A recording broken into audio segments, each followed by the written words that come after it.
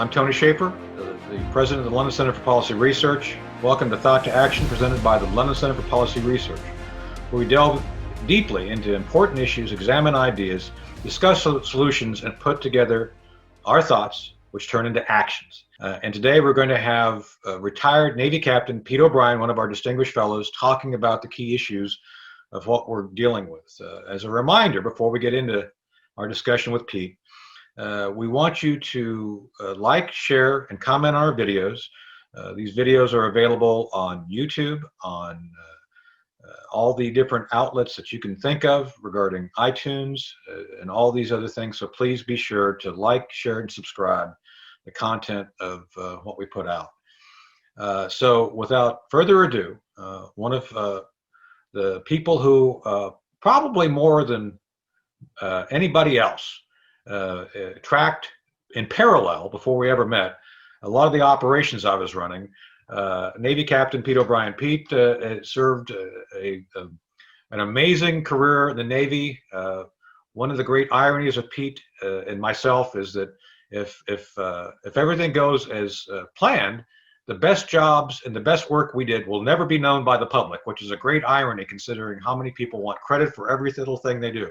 So Pete, without further ado, thank you for joining us today for Thought to Action. Tony, good to see you. Thank you too. Thank you for having me. Yeah.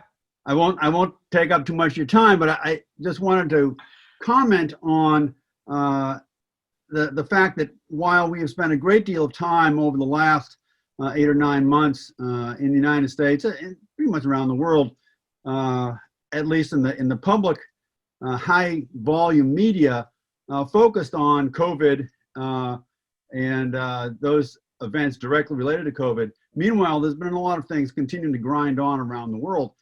And it's just, I think, significant that we take a few minutes and think about some of those events, and also, while doing so, reflect on the fact that the London Center, just a few folks here, there's 35, 40 folks in the London Center.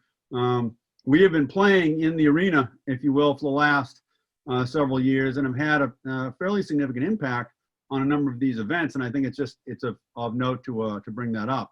So yeah, let's frame it in the right way for the audience to understand. There's been something that's developed organically, I guess is the best way to put it, over the past 4 years, called the Trump Doctrine.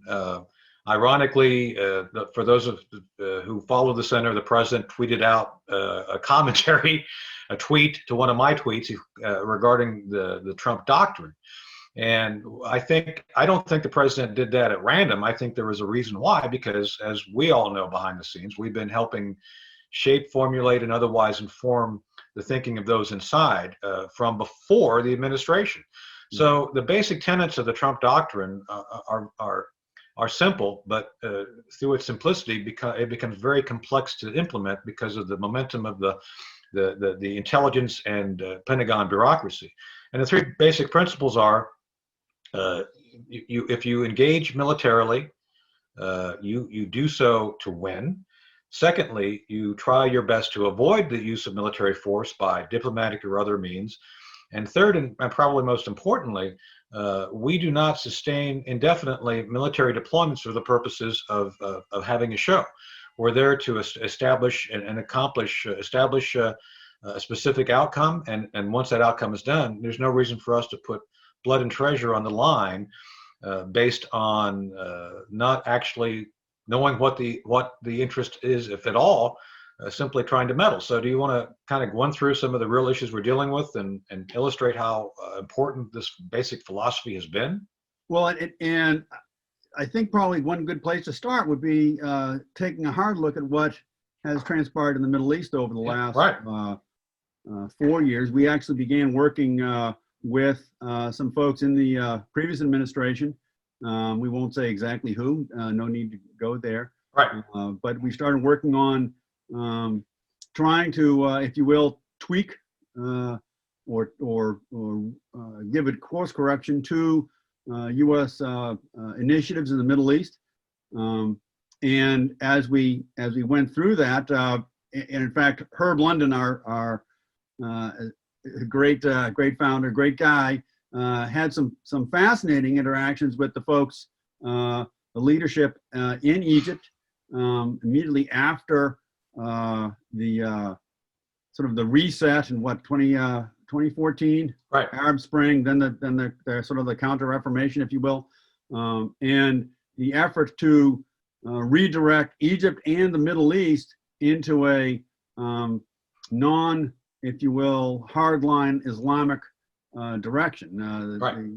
The President El-Sisi, commenting both in private to Herb and publicly to the leadership in Egypt that it was time to take a hard look at how Islam was being interpreted, and that it was negatively impacting the Middle East. And we gave impetus to that in some very clear support to both the previous administration and the current administration in trying to focus that into a productive channel. And I think we have seen, we're not going to take credit for it, but I think we contributed in some way to some of those results, particularly in the UAE, the Bahrain issue, and the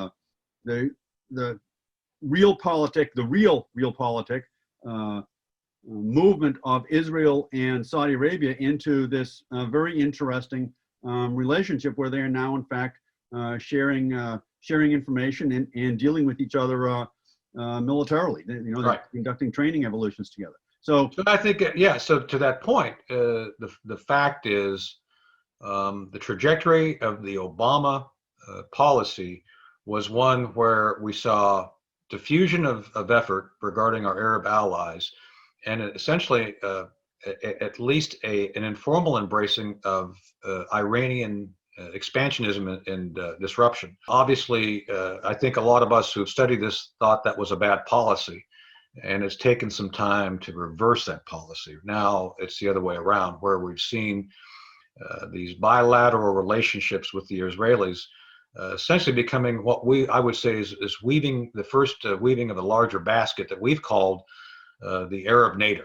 That the idea here is that there needs to be some level of, as Herb called it, a condominium of these nations invested in their own security.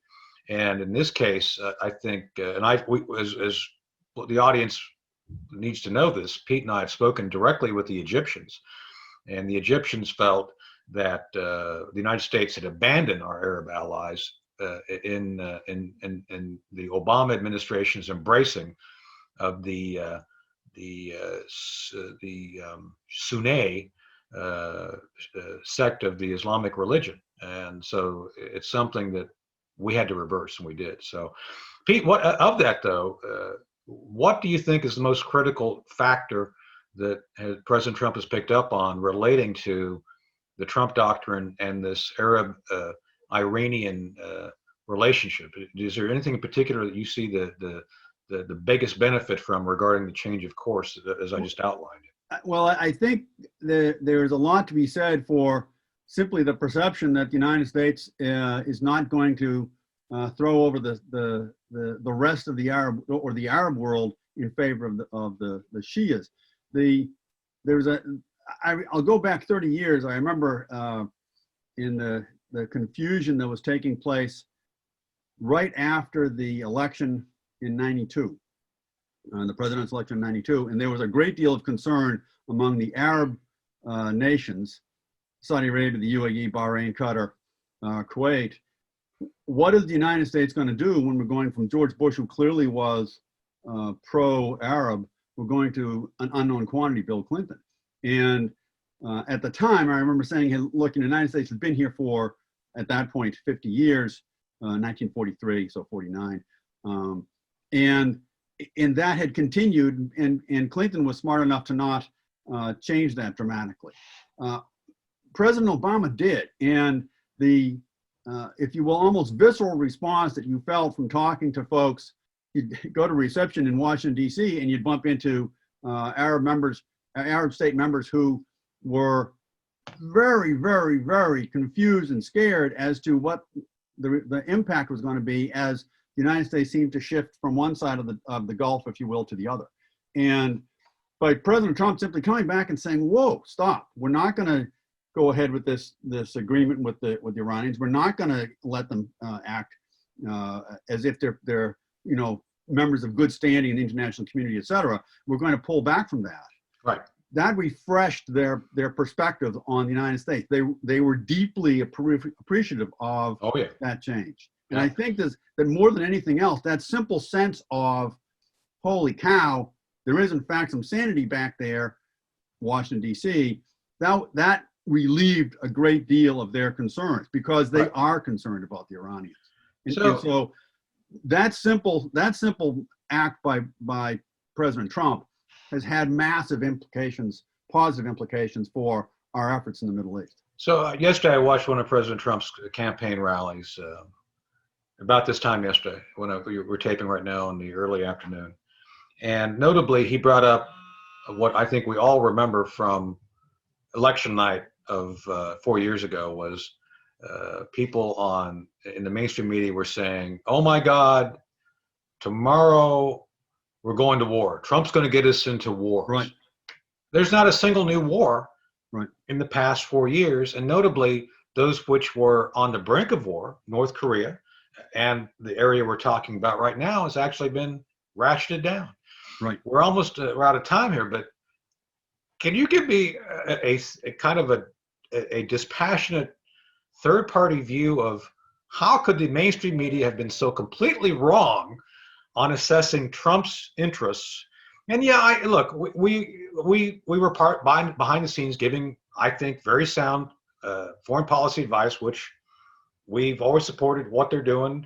It turns out, I think our policy recommendations were correct. But how could they have gotten it so wrong 4 years ago, Pete? Well, I think you have to go back and look at who the membership are. The membership of the media, particularly the media centered in New York and Washington, D.C., and who else they're bumping into.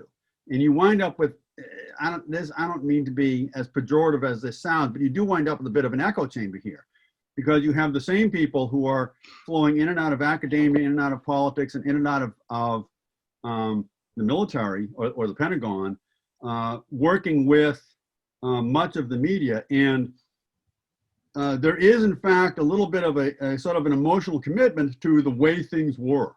Yeah. Fascinating article. The latest issue of Foreign Policy is very much this Trump has destroyed the world kind of cant. And there is an emotional commitment by many in the media and many in academia to the system that had been set up over decades as to what was going on, particularly in the Middle East, but also in East Asia. Yeah. And as it has slowly started to become clear, even to the most casual observer, that it wasn't working, that we had decades of effort to bring peace to the Middle East with no progress, and that here comes a new team of folks into office a little less than 4 years ago, led by a guy who simply said, "Well, geez, guys, it's not working." Yeah. And it doesn't matter whether you like him or not.